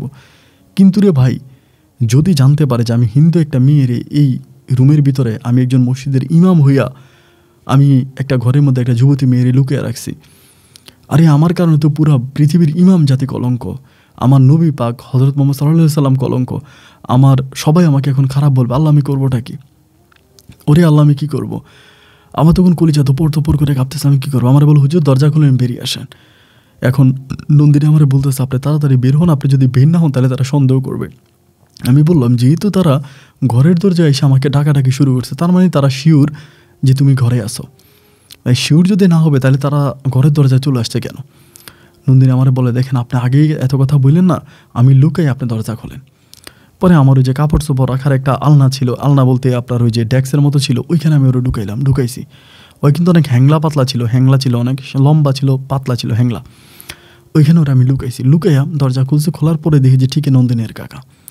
আমার বলে হুজুর আপনার নাম কি মিজান হুজুর? আমি বললাম হ্যাঁ। বলে এদিকে আসেন তো। বেরিয়েছি, বেরোয়ার পরে ওইখানে একটা পুকুরের মতো মানে পুকুরের ঘাটগুলো আছে আর কি, গাটলা পাকা গাটলা, ওইখানে নিয়ে গেছে। নিয়ে গিয়ে বলে বসেন। বসছি। বসার পরে ওর কাকা আমার কাছে আসছে, এসে বলতেছে মিজান সাহেব আপনি তো দীর্ঘদিন ওই মসজিদে ইমামতি করছেন এবং আপনি ওই মসজিদে পড়াশোনাও করছেন, সেখান থেকে আপনি কোরআনে হাফেজ হয়েছেন, কথাগুলো কি সত্য? আমি বললাম হ্যাঁ, আপনিও তো আমরা অনেক দিন দেখছেন আমি ওখানে ইমামতি করি বা আমি ওখানে মুয়াজ্জিনি করছি এবং আমি ওখান থেকে কোরআনে হাফেজ হয়েছি। পরে আমার বলে আমাদের মেয়ে নন্দিনী কই আছে জানেন? আমি বললাম যে মা এটা কী ধরনের কথা বলেন? কেন নন্দিনীকে তো আমি চিনি না। নন্দিনীকে? বলেন নন্দিনীরা আপনি চিনেন, আপনি চিনবেন না কেন? আপনার পাশে মসজিদের। আমি বলি ভাই আপনাদের এরিয়াতে তো আমি কোনোদিন যাইও নাই, কোনোদিন কথাও বলি নাই, তাহলে আমি চিনবো কেমন করে?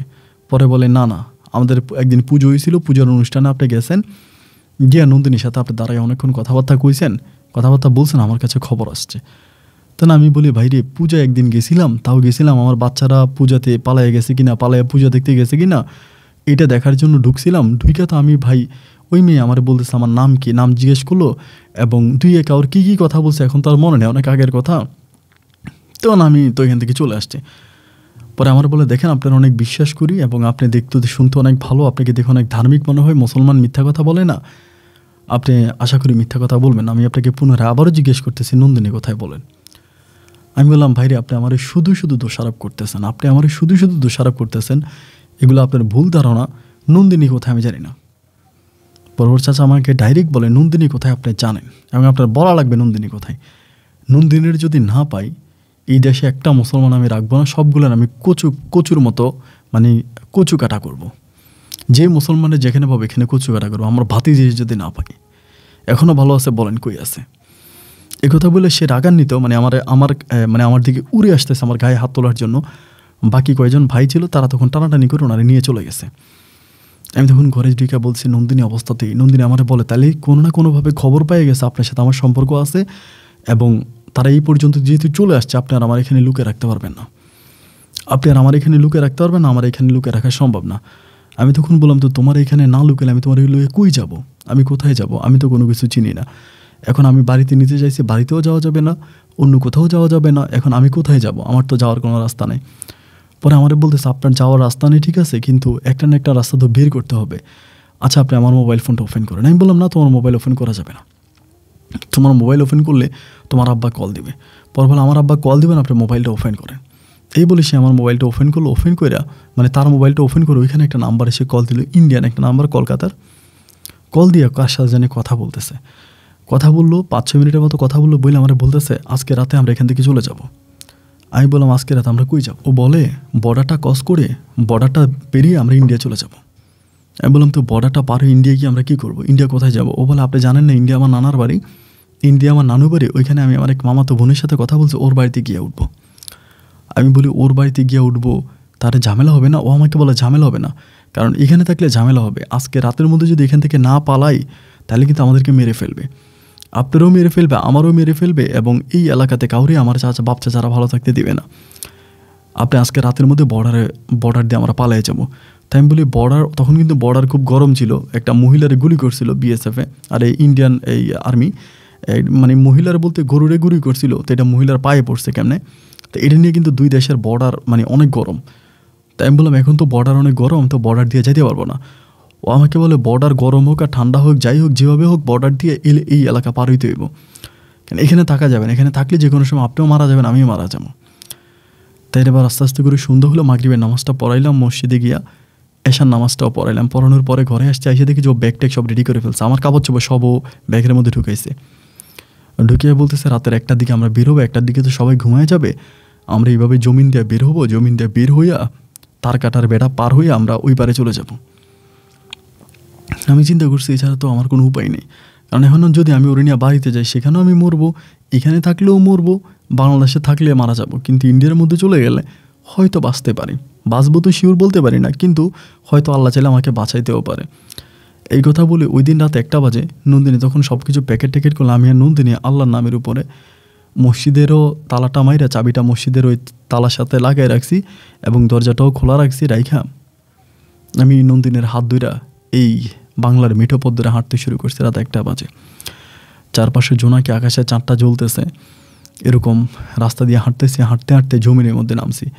মানুষের ওই সময় ধান কাটা হয়েছে, কিছু ধান কাটা হয়েছে, কিছু কাটতেছে, এইরকম এই ধান কাটা জমিনের মধ্যে দিয়ে ওরে নিয়ে হাঁটতেছি আর আল্লাহ ডাকতেছি, আল্লাহ না জানি সামনে হঠাৎ করে কে পড়ে, আল্লাহ না করে কোনো একটা লোক সামনে বললো, এই এলাকা তো সবাই আমারই চিনে, আমি যেহেতু মসজিদে ইমামতি করি সবাই আমারই চিনে, একটা মানুষ যদি হঠাৎ করে আমার সামনে পড়ে আমার বলা রে হুজুর মাইয়া লইয়া পালাইতে আছে, কি হবে আমার, আল্লাহ আমারে তুমি রক্ষা করো। শুধু আল্লাহর কাছে পড়তেছি, দোয়া পড়তেছি, কোরআন মানে কোরআন মুখস্থ পড়তেছি, চোখটা বন্ধ করে কোরআন পড়তেছি যে আল্লাহ তুমি আল্লাহ রক্ষা করো, আল্লাহ আমার কারণে কোনো মুসলিমকে তুমি আল্লাহ তুমি অপমান করো না, কোনো ইমামকে তুমি বেইজ্জতি করো না আল্লাহ, আমার কারণে কোনো ইমাম সাহেবকে তুমি বেইজ্জতি করো না আল্লাহ, আমার তুমি মাইরা ফেলো, তারপরেও কোনো আমার জন্য যাতে বাংলার কোনো ইমাম অপমান না হয়।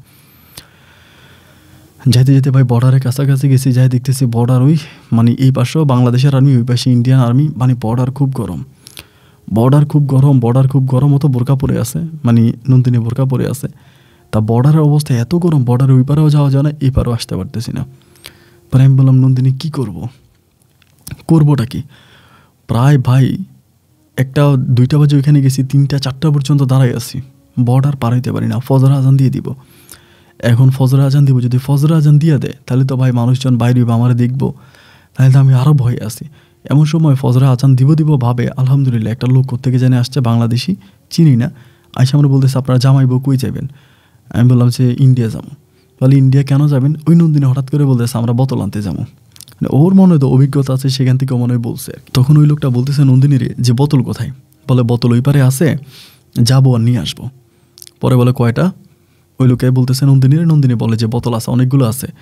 পরে বলে 100টা আনলে আমার 10টা দিতে হইব, আমার 10% যদি দিয়ে দাও তাহলে আমি তোমার ভিতরে লইয়া যাবো বা ভিতরে যাওয়ার ব্যবস্থা করে দিব, যদি মাল লইয়া আসো। নন্দিনী বলে আচ্ছা ঠিক আছে, আমি গিয়ে নিয়ে আসবো, আমি আর আমার জামাই গিয়ে নিয়ে আসবো, মাল আছে প্রায় 300-400-র মতো, আপনারে আমি 10-15টা দিব, 20-25টা দিব।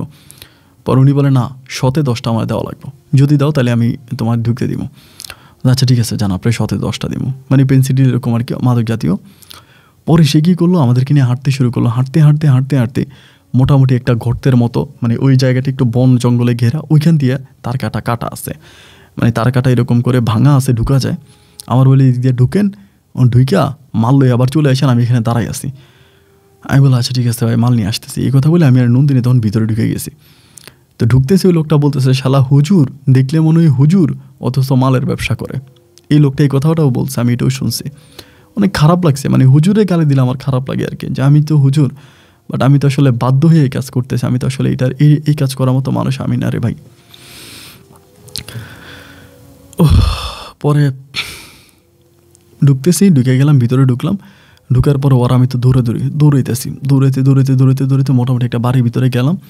ওইখানে যেই স্যার সকাল হয়ে গেছে, ও তখন আমার বলে হাঁটতে থাকো। হাঁটতে ওর কাছে ইন্ডিয়ান কিছু রুপি ছিল, জানি না ওইগুলো কোত্থেকে আনছে, ও এগুলো দিয়েও একটা গাড়ি ঠিক করছে, মানে রিজার্ভ গাড়ি ঠিক করে একদম ডাইরেক্টলি হচ্ছে ওর বান্ধবীর বাসায় যাইব। আমার বলে আমি ডাইরেক্টলি আমার বান্ধবীর বাসায় যাবো, তুমি এই কাপড় চোপড় পাল্টাও। একটা বাজারে গেছে, বাজারে যেয়ে পায়জামা পাঞ্জাবি কিনছে, কিনা আমার বলে তুমি এগুলো গায়ে দাও, আমার বান্ধবীর বাড়িতে যাবো। আমি বললাম ভালো কথা, কাপড় চোপড় আমার দিল ভাই, আমি কাপড় চোপড় গায়ে দিলাম, শার্ট প্যান্ট দিল, শার্ট প্যান্ট পরলাম। হঠাৎ করে এবার নন্দিনী আমার বলছে দাড়িগুলো কেটে ফেলো। আমার কিন্তু ভাই পেট পর্যন্ত দাড়ি, মানে একেবারে পেট পর্যন্ত দাড়ি, আলেম মানুষ, আমার বলে দাড়ি কেটে ফেলো। আমি বললাম নন্দিনী কী বলো, দাড়ি কাটবো কেন? আমারে বলে, আরে দাড়ি না কাটলে তো তুমি যে মুসলমান বোঝা যায়। তাই আমি বললাম, তো আমি মুসলমান, এই কলকাতায় কি কোনো মুসলমান নেই, ইন্ডিয়াতে মুসলমান নাই? ও বলে আছে, কিন্তু আমরা তো কোনো মুসলমানের কাছে যাচ্ছি না, আমরা তো একটা হিন্দু ফ্যামিলিতে যাচ্ছি। এখন এই হিন্দু ফ্যামিলিতে যদি তুমি এরকম দাড়ি নিয়ে যাও, তুমি কি জানো যে হিন্দু মানুষরা কোনো মুসলমানদের তাদের ঘরে উঠতে দেয় না, কোনো মুসলমানদেরকে তাদের ঘরে উঠতে দেয় না। সুতরাং তুমি যদি মুসলিম এভাবে সাইজে যাও, তোমার ঘরে উঠতে দিবে না। আমি তখন বললাম, তো তার মানে তুমি আমারে বলো কি? ও বলে, তোমার দাড়ি কাটতে হইব। আমি বললাম, নন্দিনী তুমি বলো কি? আমি একজন মুসলিম মানুষ, কোনোদিন আমি আমার দাড়ির মধ্যে কেচি লাগাই নাই, চাকু লাগাই নাই, তুমি আমার বলছো দাড়ি কাটার জন্য। ও বলে, দেখো, জীবন বাঁচান ফরজ, আগে জীবনটা বাঁচাও, এরপরে না হয় কিন ধর্ম পালন করবা, নামাজ পড়বা না পূজা করবে, এটা পরের ব্যাপার, আগে দাড়ি কাটো। ও আমার দাগকে তখন সেলুনে ঢুকাইলো, ঢুকে আমি তখন এত বড় বড় দাড়ি, এক হিন্দুর বেটা আমার দাড়িগুলো কাটতেছে। বাইরে চোখের পানিগুলো তখন ধরে রাখতে পারি নাই, চোখের পানিগুলো তখন top top top top top top করে পড়তেছে। এক হিন্দু বেটা আমার দাড়িগুলারে মুহূর্তের মধ্যে কাইটে সাইড, মানে একদম সাইড করে ফেলছে। এত লম্বা লম্বা আমার দাড়িগুলো কাটার পরে আমারে লয়ে গেছে। দাড়িটা কাটা শেষ হইলো আমার এখান থেকে, তখন নন্দিনী বলে চলো। একদম হিন্দু বানাই ফেলছে আমারে। বানাইয়ে তখন গাড়ি দিয়ে ওর বান্ধবীর বাসায় নিয়ে গেছে। যে বান্ধবীরে বলতেছে, বান্ধবীর আমি তো ভুল একটা করে ফেলছি, ওরে পছন্দ করে ওর সাথে আমার গোত্র যায় না, মানে হিন্দুদের তো গোত্র মিলে বিয়ে হয়, তো বলে ওর সাথে আমার গোত্র যায় না, গোত্র না যাওয়ার কারণে আমি আব্বারও জানি না, জানাইলে তো লাভ নাই, যেহেতু গোত্র মিলে না, আব্বা তো আমার কাছে ওরে বিয়ে দিবে না, তো বা আমি ওরে বিয়ে করতে পারবো না, যার জন্য আমি ওরে বিয়ে করে 7 পাক ঘুরা আমি ওরে নিয়ে ইন্ডিয়া ঢুকে গেছি, এখন তুই আমার বাসা। তখন ও বলতেছে যে কাকা বাবু তো এমনি তো অনেক রাগী, এখন যদি জানতে পারে তাহলে তারও অনেক ক্ষতি করবে। তা নন্দিনী বলে, এই জন্যই তো তোর কাছে আসছি, তুই আমার আশ্রয় দি। পরে নন্দিনী এখানে আশ্রয় দিয়েছে। আশ্রয় দেওয়ার পরে ওই নন্দিনীর বান্ধবী আমাদেরকে আশ্রয় দিয়েছে, ওইখানে থাকলাম সপ্তাহখানিকের মতো থাকছি। তা সপ্তাহখানিকে কিন্তু নন্দিনী কোনো নামাজ পড়ে না, নামাজ পড়তে দেখি না, বাট আমি গোপনে গোপনে নামাজ পড়তেছি, দরজা আটকায় গোপনে নামাজ পড়তেছি এবং বিপদ থেকে বাঁচার দোয়া পড়তেছি। যে দোয়া পড়লে বিপদ থেকে আল্লাহ রক্ষা করে, ওই দোয়াটা পড়তেছি, আল্লাহর কাছে হানা চাইতেছি যে আল্লাহ তুমি আমার রক্ষা করো। সপ্তাহখানিকের মতো এখানে থাকলাম। আম্মার সাথেও যোগাযোগ করছি, যে আম্মারে ফোন করছে, আম্মা তো টেনশন করবে, পাগল হয়ে যাবে। আমারে বলে, আম্মা আমি ইন্ডিয়াতে আসছি, একটা মাহফিলে আসছি, একটা মাহফিলে ইন্ডিয়াতে আসছি, ওখানে আমি কয়েকদিন থাকবো, এই কথা বলে আমারে বুঝে আসছে। আর ডিজে হুজুর তো বলতেছে তারা বুঝে গেছে আপনি তাদের মেয়েরে নিয়ে পালাইছেন। আর এদিক দিয়ে তো মনে করেন আমার মসজিদের লোকজনেরাও ফোন দিতেছে, অনেকের সবাই বলতেছে হুজুর পালাই গেছে। এবং সবচেয়ে দুঃখজনক যে ব্যাপারটা, সবচেয়ে খারাপ লাগলো যে ব্যাপারটা, সেটা হচ্ছে আমি যে মসজিদে লাস্টে ইমামতি করছিলাম, চাকরি করছিলাম, ওই মসজিদে নন্দিনের একটা ড্রেস পাওয়া গেছে। মানে ও সব কাপড় আনার সময় ওর একটা কাপড় আনতে মনে ছিল না বা আনে নাই, এই ব্যবহার করা একটা কাপড় ওই রুমে রেখে আসছে। এবং মানুষ যখন দেখছে যে দরজার মধ্যে তালা মারা, তারা ঘরে ঢুকছে, আমার রুমে ঢুকার পর ওই নন্দিনী ড্রেসটা পাইছে। পাওয়ার পর অনেকে অনেক খারাপ ধরনের মন্তব্য করছে আমার নিয়ে, যে এটা কেমন হুজুর এরকম এটা পাইছে, ড্রেসটা পাইছে আর কি, খুব খারাপভাবে আমার নিয়ে আলোচনা করছে। যাই হোক, ওই দিকে না যাই। পরে আমি তোর নিয়ে এখানে আসি, সপ্তাহখানিক থাকার পরেই ওর বান্ধবী তখন বলতেছে তোর বাবারে খবর দিব। বলে না, বাবারে খবর দিস না, বাবারে খবর দিলে তো বাবা মা কী করবে, সে করবে, এমন করতে করতে পরে বলতেছে আমার হাজব্যান্ড তো আসবে। ওই হাজব্যান্ড মনে হয় দিল্লি না কোথায় থাকতো। বলে আমার হাজব্যান্ড আসে যদি তোদেরকে এখানে দেখে সমস্যা হবে, তুই পিসির বাড়িতে চলে যা। কোন পিসি আছে? বলে পিসির বাড়িতে চলে যা, ওইখানে যা। তা না, আমার বলতেছে যে চলো পিসির বাড়িতে যাই। এই কথা বলে আমাকে তখন এখান থেকে পিসির বাড়িতে নিয়ে যায়। তো ওর পিসি অনেক ভালো ছিল, পিসিমা এত ভালো ছিল, এখানে যাওয়ার পরে তিনি আমাকে অনেক আদর করতো, যত্ন করতো, খাওয়া দাওয়া করাইতো। আর ওইখানে যাওয়ার পরে তখন হচ্ছে নন্দিনী প্রপারলি হচ্ছে মানে এই করতেছে, আপনার হিন্দু ধর্ম পালন করতেছে। এবং আমাকে ওইখানে যাওয়ার পরে পুনরায় আবার ওর পিসি 7 পাক ঘুরাইলো, ঘুরাইয়া হিন্দু ধর্ম অনুযায়ী আমাকে ওর সাথে বিয়ে দিল এবং আমি ওর সাথে থাকতেছি, আমাদের মাঝে শারীরিক সম্পর্ক হচ্ছে। ও তখন কী করতেছে, ওর পিসির মন রক্ষা করার জন্য পুজোও করতেছে, আবার আমার মন রক্ষা করার জন্য ঘরের দরজা আটকায় নামাজও পড়তেছে। এরকম করে অনেকগুলো মাস আমি ওখানে থাকলাম। আমার মায়ের আমি বুঝালাম যে মা আমি ইন্ডিয়াতে একটা মসজিদে চাকরি পেয়েছি, আমি ওখানে চাকরি করি, এটা আমারে বুঝাইছি। বুঝানোর পরে ভাই এই মাস কয়েক কাটার পরে নন্দিনী হঠাৎ করে বাচ্চা কনসেপ্ট করছে, বেবি কনসেপ্ট করছে এবং আলহামদুলিল্লাহ আমার একটা মেয়ের সন্তান হয়েছে। কিন্তু নন্দিনীর পিসি এতটাই ভালো ছিল, তিনি আর বাংলাদেশের কাউরে জানাই নাই যে ওইখানে আছে, বা এতগুলো বছর আমরা ওইখানে আছে কারোরেই জানাই নাই, সে গোপনে আমাদেরকে আশ্রয় দিছে। আমার একটা কন্যা সন্তান হলো। তো কন্যা সন্তানটা হওয়ার পরে তো পরিবার বাড়ছে। তো এখন ওই পিসির বাড়ির পাশেই হচ্ছে একটা মন্দির আছে। তো এবার নন্দিনী আমার বলে, তাহলে এখন বেকার থেকে কি করবা, মন্দিরে গিয়ে চাকরি করো। আমি বললাম যে তুমি এটা কি বলো, আমি মন্দিরে কেমন চাকরি করবো? আমার বলে, আরে মন্দিরে তো তুমি ঠাকুরও না, বা মন্দিরে তুমি উপাসকও না, তুমি জাস্ট মন্দিরটা পরিষ্কার করবা। এখন তুমি এটারে মন্দির মনে করো আর যাই মনে করো, তুমি এটারে পরিষ্কার করবা, পরিষ্কার করলে তো সমস্যা নাই, তুমি মন্দির পরিষ্কার করো। আর মাস শেষে কটা বেতন তো পাইবা, কটা বেতন পাইলে তো সংসারটা চলবে না। সংসারটা তো চালানো যাইব। সে জায়গা থেকে পরে আমি এখানে কাজে লেগে গেলাম, মন্দিরে চাকরি করতেছি। অ্যান্ড এরকম করতে করতে বছর খানিক না যেতেই আবারও এই নন্দিনী বাচ্চা কনসেপ্ট করে। এবার আমার একটা ছেলে সন্তান হয়, একটা ছেলে একটা মেয়ে হয়। এবার আস্তে আস্তে নন্দিনীর পরিবার তখন জানতে পারে, আস্তে আস্তে তারা জানে। প্রায় 2.5 থেকে 3 বছর পরে নন্দিনীর বাবা ইন্ডিয়াতে আসে এবং নন্দিনী আমার তার বাবার সামনে নিয়ে যায়। নিয়ে গেলে পরে নন্দিনী ডিরেক্টলি বলে যে আব্বু মুসলিম ছিল, বাংলাদেশে মুসলিম ছিল, সবই ঠিক আছে, বাট ও এখন হিন্দু হয়ে গেছে, আমার সাথে আছে, হিন্দু ধর্ম পালন করতেছে, এখানে মন্দিরে চাকরি করে, হিন্দু আছে। মানে ও আমার যেমনি শিখে দিল, ওর বাবার সামনে এমনি কথা বললাম। ওর বাবা বলে তোমার বাবা মা কি এগুলো জানে? হ্যাঁ বললাম না, জানে না। বলে তোমার বাবা মা জানলে তো সমস্যা হবে। আমি বললাম না, তারা জানে না, আমি তাদেরকে জানাইতেও চাই না, তাই হিন্দু ধর্ম পালন করবো সবসময়। আমি বললাম হ্যাঁ, যেহেতু আমাদের একটা ছেলে একটা মেয়ে হয়ে গেছে, তাহলে আমি তো আর এই ধর্ম চেঞ্জ করবো না। ওর বাবাও তখন আমার কিছু টাকা পয়সা দিয়ে আসলো, ওরে টাকা পয়সা দিয়ে আসলো এবং ইন্ডিয়াতে থাকার জন্য আমাদেরকে একটা বাড়ি ওর বাবা নিজের টাকায় বানাই দিল, নিজের টাকা একটা বাড়ি বানাই দিল। এবং আমরা তখন ওই বাড়িতে থাকতেছি। এরই মাঝে আমার আরও 2টা মেয়ে হয়ে গেল, আরও 2টা মেয়ে হলো, তার মানে 3টা মেয়ে একটা ছেলে হয়ে গেছে। তখন আমি ওই ওর বাবা যে বাড়ি বানিয়েছে বাড়িতে থাকতেছি আর মন্দিরে চাকরি করতেছি, মন্দিরে ঘন্টা বাজাচ্ছে, চাকরি করতেছি, মন্দিরে করতেছি। এরই মাঝে একবার বাংলাদেশেও গিয়েছি, বাংলাদেশে গিয়ে মার সাথে দেখা করে আসছি। মা আমার বলে তুই দাড়িগুলা কাটলি কেন? আমি বললাম মা আমার মুখের মধ্যে একটা ইনফেকশন ধরা দিছে, ডাক্তারে বলছে দাড়ি রাখলে আমার নাকি মুখ নষ্ট হয়ে যাবে, রোগে ধরা দিছে, এর জন্য দাড়ি কেটে ফেলছি। আম্মু বলে আচ্ছা ঠিক আছে। এভাবে যেতে যেতে আজকে প্রায় 1 দিন 2 দিন না 7টা বছর আমার জীবন থেকে কেটে গেছে। স্টিল নাও এখনও কাটতেছে। 7 বছর রানিং। আমি বাড়িতেও গেছি, বাড়িতে গেলে আমি ধর্ম পালন করি। আমার আম্মা বলে বিয়ে শাদি করার জন্য চাপ দিতেছে। আমি বলি মা আমি একটা এই মুরিদের সাথে আছি, ওই মুরিদের হলে ওই মুরিদের আন্ডারে হওয়ার পরে, ওই পীরের মুরিদ হওয়ার পরে তখন আর বিয়ে করা যায় না। আম্মা আমার বলে ইন্ডিয়াতে এমন কোন পীর আছে যে পীরের আন্ডারে গেলে তুই বিয়ে করতে পারবি না, তুই ইন্ডিয়াতে থাকিস না, তুই দেশে থাক। আম্মা আমাকে রাখার জন্য পাগলামি করে। আমি আমার বলি যে আম্মা ইন্ডিয়াতে গেছি, এখন তো ইন্ডিয়া থেকে আসতে পারবো না। আম্মা খুব পাগলামি করে। বাড়িতে গেলে মুসলিম ধর্ম পালন করি এবং নামাজ পড়ি, মসজিদে যাই। ইন্ডিয়াতে আসলে গোপনে গোপনে দরজা আটকে নামাজ পড়ি, আবার মন্দিরে গেলে মন্দিরে কাজ করি।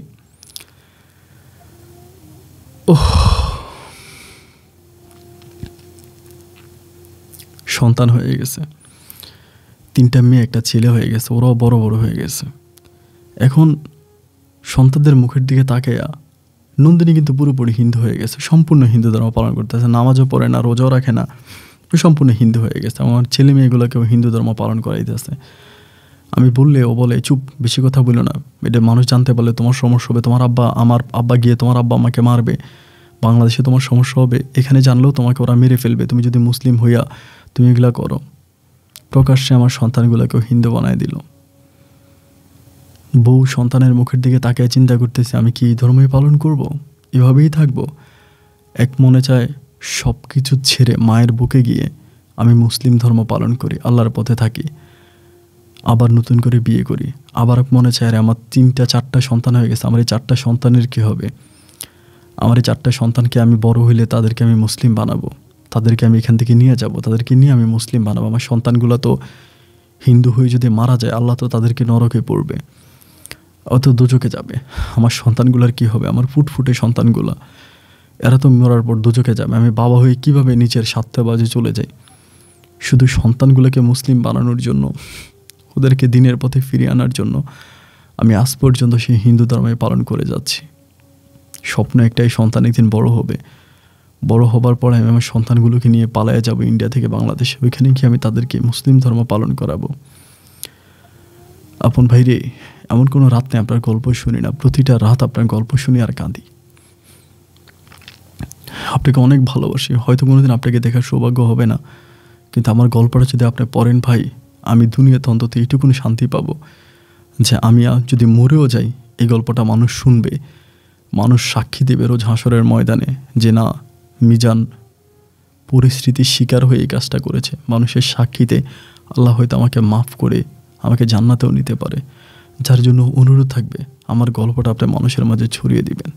আপন ভাই অনেক দোয়া ভালোবাসা আপনার জন্য। ভালো থাকবেন। আসসালামু আলাইকুম।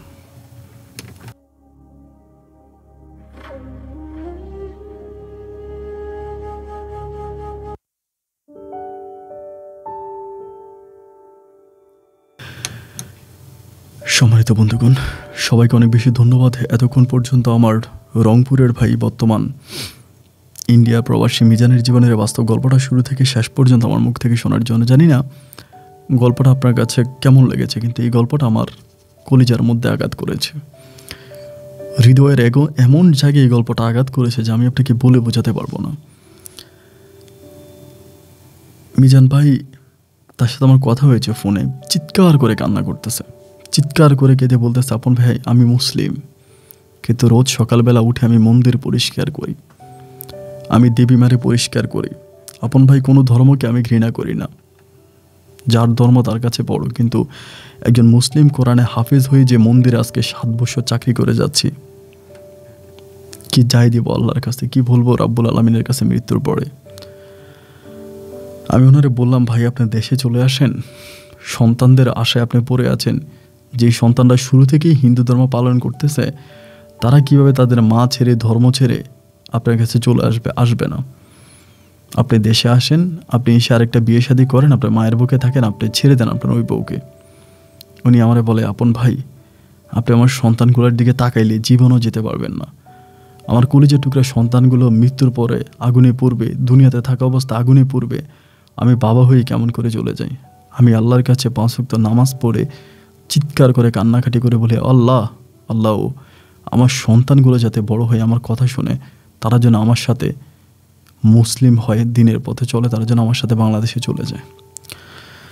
আমার বুকটা অনেক ভার হয়ে গেছে, বিশেষ করে গল্পটা পড়ার পরে এত কষ্ট হয়েছে, তখন পড়লাম তখনও খারাপ লাগছে, এখন আপনাদেরকে শোনাইলাম তাও খারাপ লাগছে। রাব্বুল আলামিনের কাছে এই পবিত্র মাহে রমজান মাস আসতেছে, হয়তো আগামী দিনে আমরা সিয়ারি খাবো, রোজার মুখে থাকবে। আল্লাহর কাছে ফরিয়াদ জানাই যে আল্লাহ, আমি তো গুনাহগার পাপী বান্দা, তুমি অন্তত যদি জীবনে কোনো ভালো কাজ করে থাকি, সে ভালো কাজের উসিলাই হলেও আমার মিজান ভাইকে তুমি রক্ষা করো। মানুষটা তার ধর্ম তাতে ঠিক রাখতে পারে, একজন কোরআনের পাখিকে আল্লাহ তুমি হেদায়েত দান করো, একজন কোরআনের পাখিকে আল্লাহ তুমি রক্ষা করো, ওনাকে তুমি তোমার পথে ফিরিয়ে নিয়ে আসো, তার সন্তান বউ সহ। আপনারাও দোয়া করবেন। বন্ধুরা ভালো থাকবেন, সুস্থ থাকবেন, আপনাদের সুস্থ থাকার প্রত্যাশা আমি আপনার আজকের মধ্যে এখানেই বিদায় নিচ্ছি। আপনাদের সাথে আমার দেখা হবে অন্যদিন অন্য কারো বাস্তব জীবনের গল্প নিয়ে। আল্লাহ হাফেজ এন্ড আসসালামু আলাইকুম রহমতুল্লাহি ওয়া বারাকাতুহু।